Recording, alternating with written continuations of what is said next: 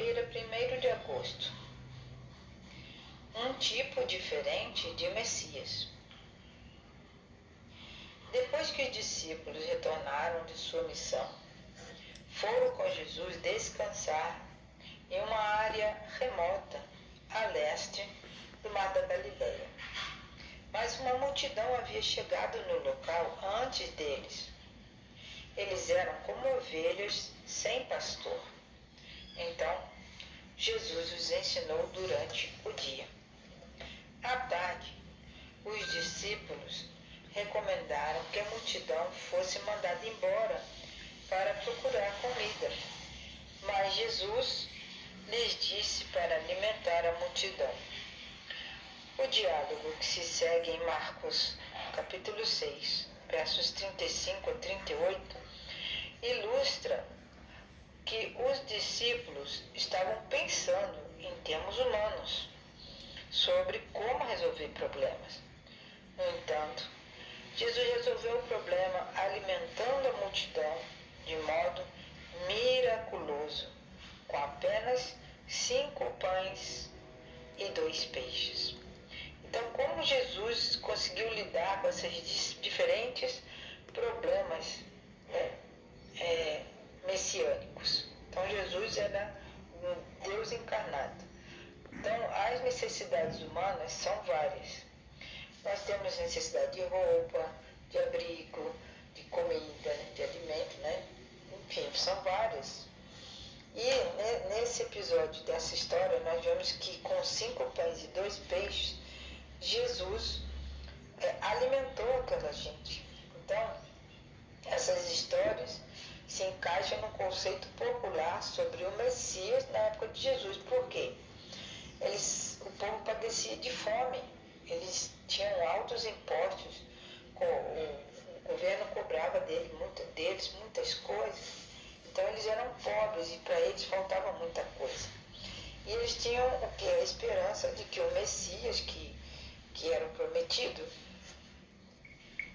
se manifestasse, aparecesse em Israel, para ele livrar todo o povo dos inimigos deles. Eles queriam que Jesus trouxesse justiça e paz. E queriam que o Messias fosse uma pessoa que libertasse eles dessa opressão, né? Então, para cada necessidade humana, Jesus provê uma saída para nós. Jesus é o nosso alimento, a nossa paz, Ele nos acalma, Ele nos ensina, Ele nos dá um exemplo de vida, de oração, para que nós possamos ter o Espírito Santo como Ele tinha. Então foi dessa maneira que Jesus lidou com esses diferentes problemas messiânicos, né? O que as pessoas esperavam dele. Então essa noção é fortalecida pela referência do fato de que Jesus viu o povo como ovelhas que não tinham pastor. Então Jesus, ele realmente conseguiu acalmar e, de certa forma, ser para aquelas pessoas o Messias. Mas para alguns, ele tinha que fazer aquela parte militar, né, de libertar o povo, tirar eles debaixo do jugo romano, para que eles voltassem a ser uma nação. E Jesus, infelizmente, para eles, não atendeu essas falsas expectativas, porque não era essa a missão de Jesus. Mas mandou embora seus discípulos, ele dispensou a multidão, porque aquelas pessoas, quando viram que Jesus alimentou tanta gente, eles queriam colocar Jesus no trono e fazer com que Jesus virasse rei de Israel naquele momento.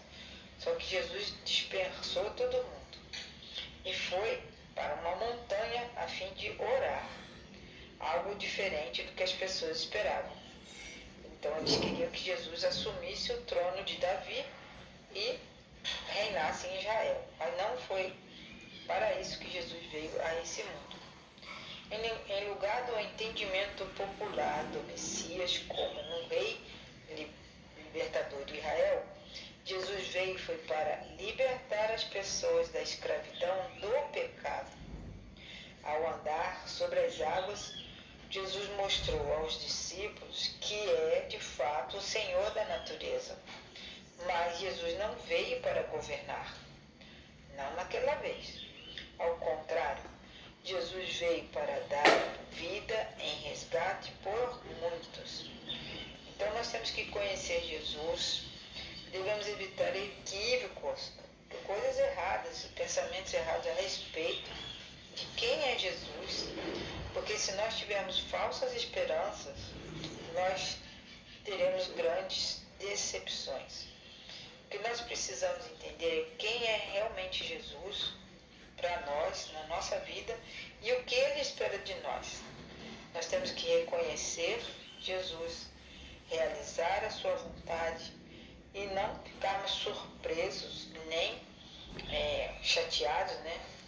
Admirados com coisas que nós não entendemos sobre Ele. Se nós temos uma vida de oração, de comunhão com Cristo, nós não vamos nos enganar. Porque realmente, da primeira vez, Jesus veio para essa terra para libertar as pessoas da escravidão do pecado e não para governar. Mas, quando Jesus voltar novamente, é isso exatamente que Ele vai fazer. Ele virá para nos tirar dessa terra de pecado, de sofrimento, de morte, de dor, e vai nos levar para o seu reino, que não é dessa terra, mas é um reino celestial e eterno. Que Deus te abençoe para que você sinta o amor de Deus, conheça Jesus e saiba que Ele é o teu Criador e o teu Salvador. Deus abençoe.